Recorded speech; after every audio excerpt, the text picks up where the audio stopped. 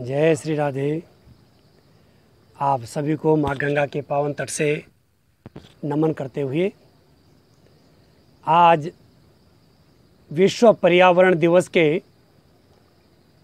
इस पर्व पर हम आपको माँ गंगा के इस पावन तट और प्रकृति की इस गोद में बैठ कर के आप सभी का जीवन प्रकृति की गोद में रहे और प्रकृति की गोद में आह्लादित होता रहे, ऐसी मंगलमय कामना करते हुए आज विश्व पर्यावरण दिवस पर मैं संपूर्ण विश्व की मानव जाति की कल्याण की भावना, कल्याण के लिए भगवान से प्रार्थना करते हुए आप सभी को सनातन धर्म के उस संदेश जिसको शास्त्रों में हमारे महापुरुषों ने पूरे विश्व के कल्याण के लिए रखा, आज प्रकृति का वो दृश्य, पर्यावरण का वो स्वरूप आपके सामने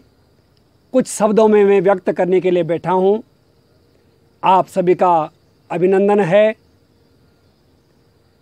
प्रकृति को ही पर्यावरण के रूप में आज समाज में जाना जाता है।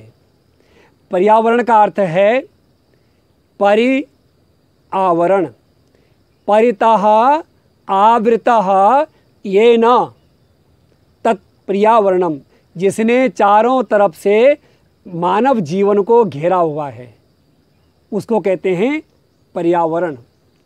अब हम देखें तो हमारे चारों तरफ से हमें किसने घेरा है? इस अनंत आकाश ने, इस पुण्य वसुंधरा ने, इस जल ने, इस वायु ने, इन वृक्षों ने, इन लताओं ने, और इसके अलावा और किसी ने घेरा है तो प्रकृति एक एक अणु ने, प्रकृति के एक एक परमाणु ने हमारे जीवन को घेरा हुआ है, आवृत किया हुआ है। और उसको आवृत करने का, उसको घेरने का प्रकृति का जो लक्ष्य है वो भी केवल और केवल हमारे कल्याण का लक्ष्य है। प्रकृति ने मानव को अपनी गोद में रखा। इस पर्यावरण ने हमारे जीवन को अपनी करुणा से सिंचित किया, लेकिन कालांतर में मनुष्य धीरे धीरे प्रकृति की उस करुणा को भूल करके प्रकृति का पूजन करना भूल गया। हमारे शास्त्रों में प्रकृति के पूजन का निर्देश वेदों से लेकर के स्मृतियों में और फिर पुराणों में सर्वत्र उल्लिखित है। प्रकृति का पूजन मनुष्य ने जब से छोड़ा और प्रकृति का दोहन जब से करने लगा, बस तभी से पर्यावरण का संतुलन बिगड़ गया और पूजन की वस्तु दोहन की सामग्री बन करके रह गई। और आज जो भयावह परिणाम हमारे समाज में उपस्थित हो गए, वो आज के परिप्रेक्ष्य में किसी से छुपा नहीं रह गया। पूरा विश्व, पूरी मानव जाति, पूरा मनुष्य समुदाय एक छोटे से विषाणु के घेरे में आ गया और पूरा जीवन की धारा थम गई। ये क्या हुआ? क्योंकि एक एक अणु में प्रकृति का जो वात्सल्य था, जब हमने उसका तिरस्कार करते चले गए तो उसमें विष का आदान हो गया और वो हो गया विषाणु। वो विषाणु बन गया, वो हमारे क्रियाकलापों से विषाणु बना है। और मैं आपको भारतीय वैदिक सनातन धर्म का संदेश भागवत जी के एक श्लोक के रूप में यदि बताऊं तो द्वितीय स्कंद में सुखदेव जी महाराज ने राजा परीक्षित को बताया, हे परीक्षित, ये पृथ्वी में नद्योस्य नाड्योथ तनोरुहाणी, जितनी नदियां हैं विराट भगवान के नाड़ियों में रक्त का संचार हो रहा है।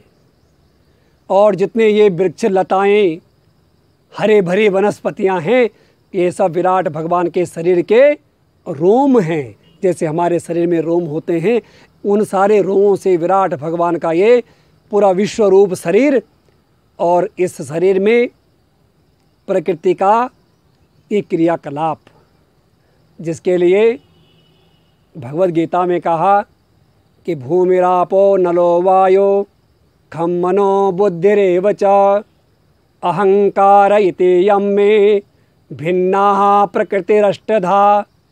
8 प्रकार की प्रकृति बताई। हम लोगों ने 5 तत्वों के बारे में तो सुना ही है।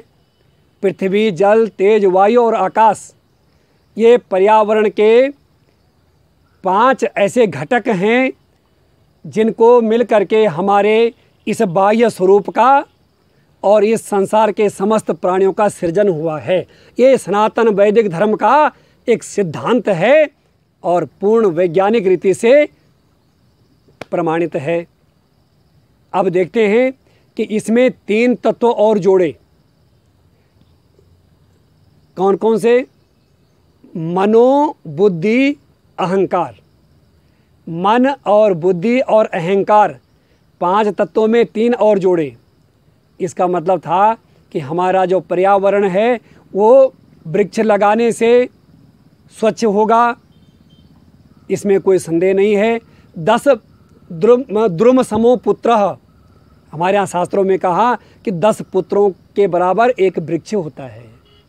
10 पुत्रों का अपने घर में आप पोषण करते हैं, चाहे आप एक वृक्ष को लगा करके उसका सिंचन करके उसकी देखभाल करके उसको खड़ा कर देते हैं, उसको बड़ा कर देते हैं, तो वो 10 पुत्रों के समान पुण्य का कार्य करेगा, समाज का हित करेगा। ऐसा उस वृक्ष का महत्व हमारे शास्त्रों में कहा। और तो और हमारे वेद मंत्रों में कहा, नमो वृक्षेभ्यो हरिकेशेभ्यः पशूनां पतये नमो नमः।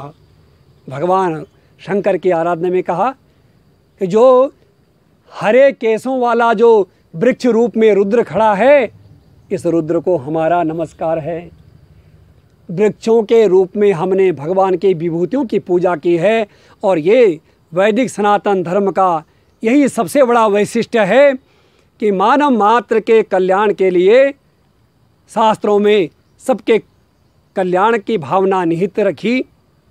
और 8 प्रकार की प्रकृति का शोधन आज विश्व पर्यावरण दिवस के उपलक्ष्य में एक ऐसे महान दार्शनिक संत का जीवन, आज जिनकी जयंती भी हम लोग मना रहे हैं, ऐसे दार्शनिक संत श्री कबीरदास जी महाराज। आज ये भी सौभाग्य है कि जब हम पूरे विश्व को पर्यावरण दिवस के रूप में जागृत कर रहे हैं, तब एक संत जिसकी अपनी एक फक्कड़साई होती थी, एक साधु कड़ी भाषा में जिसने बड़े बड़े वेदांत के सूत्रों को बड़ी सरलता से अपने दोहों में लिख करके बड़े बड़े विद्वानों को सोचने के लिए बाध्य कर दिया, ऐसे इस सनातन धर्म के मूर्धन्य दार्शनिक कबीरदास जी का जन्म दिवस, आज उनकी जयंती भी है। और उन्होंने भी मानव को हमेशा ईंट गारा पत्थर से ऊपर उठने का संदेश दिया। ये हमने किसी एक पंथ को पकड़ दिया, एक संप्रदाय को पकड़ दिया और उसी को सर्वस्व मान करके अपने जीवन को एक छोटे से घेरे में बांध दिया। कबीरदास जी ने हमेशा इस बात का निराकरण किया, इसका निंदा की है कि नहीं, ऐसा नहीं है। जीवन के लिए अनंत आकाश खुला है, तो उस अनंत आकाश की अनंत ऊंचाई में उस जीवन का दर्शन करना चाहिए, उसको जीवन दर्शन कहा गया। तो श्रीमद् भागवत जी में भी प्रकृति के लिए परीक्षित को सुखदेव जी महाराज ने बताया कि ये प्रकृति के वस्त्र हैं, इन्हें मत उतारो, नहीं तो प्रकृति रूठ जाएगी। और याद रखना, ये प्रकृति कौन है? तो चले मार्कंडेय ऋषि के पास।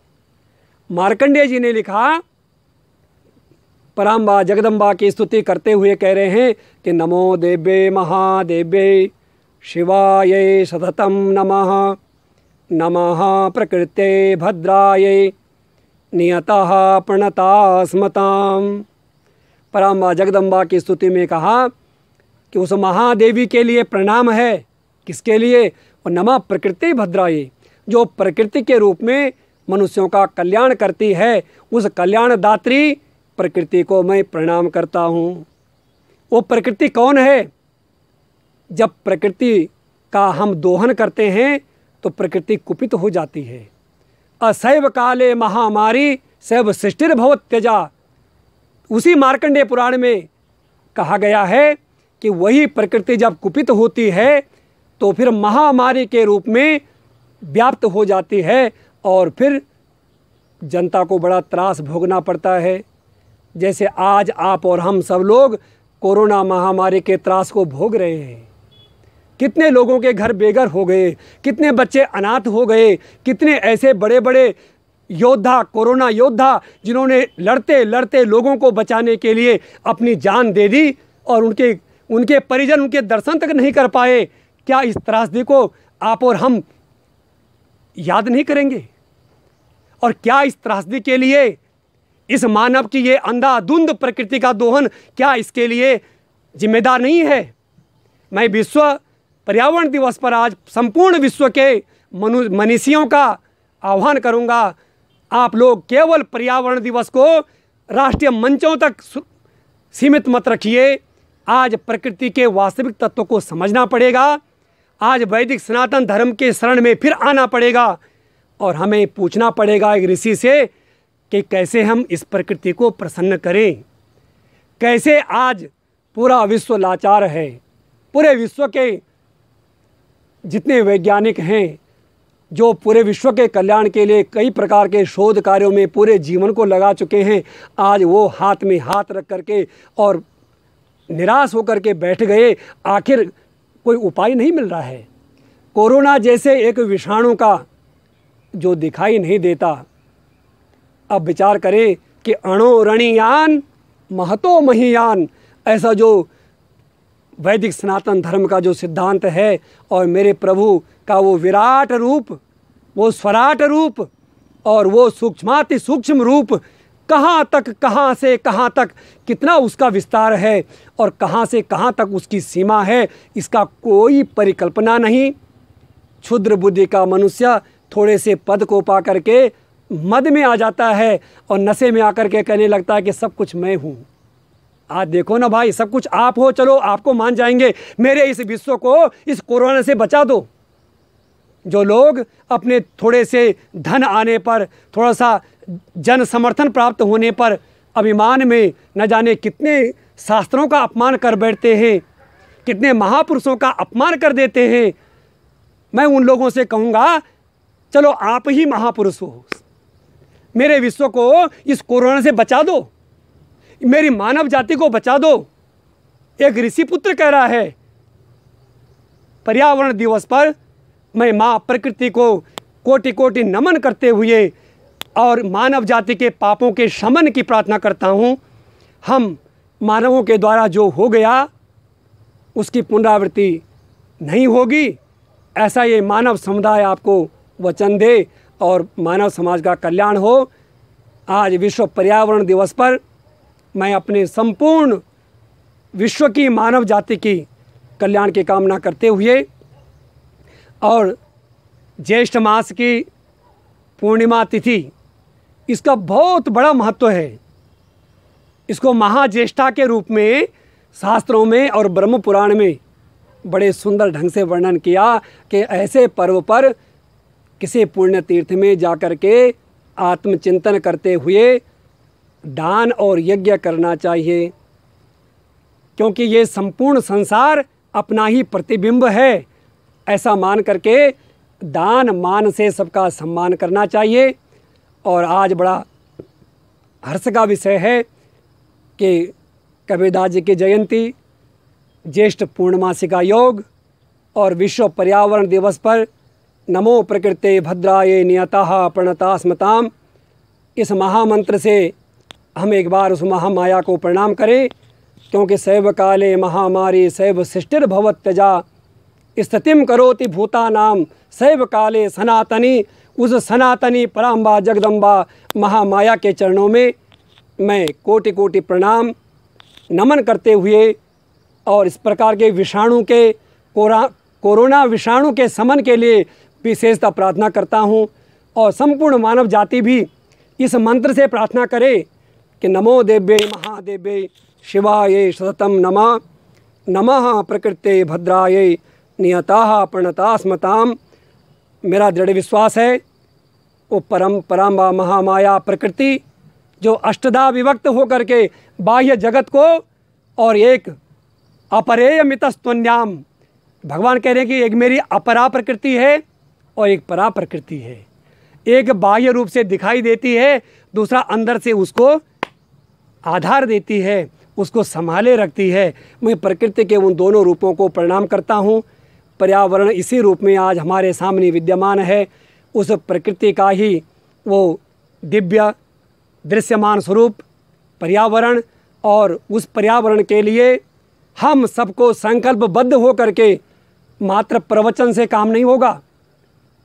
हमको इसके प्रकृति को सजाने के लिए, पर्यावरण को बनाने के लिए अपने जीवन को लगाना होगा।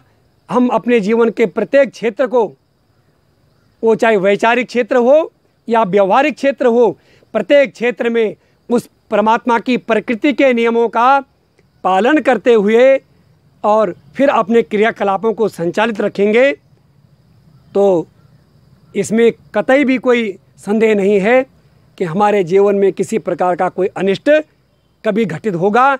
ऐसा किसी प्रकार का कोई संदेह हमारे उसमें नहीं होगा। हमारा जीवन सतत उसी कल्याण के मार्ग में चलेगा। तो मैं आप सभी को एक बार फिर बहुत बहुत शुभकामनाएं और माँ गंगा के तट से मंगलमय कामना आप सबके जीवन की, पर्यावरण दिवस की बहुत बहुत शुभकामनाएं, और प्रकृति स्वरूपा उस पराशक्ति को प्रणाम करते हुए मैं अपनी वाणी को इस अंक में विराम देता हूँ। नमो देव्ये महादेव्ये शिवाय सततं नमः। नमः प्रकृते भद्राय नियताः प्रणतास्मताम्। ओम तत्सत। सत्य सनातन धर्म की जय। गंगा मैया की जय। नमः पार्वती पतये। हर हर हर महादेव।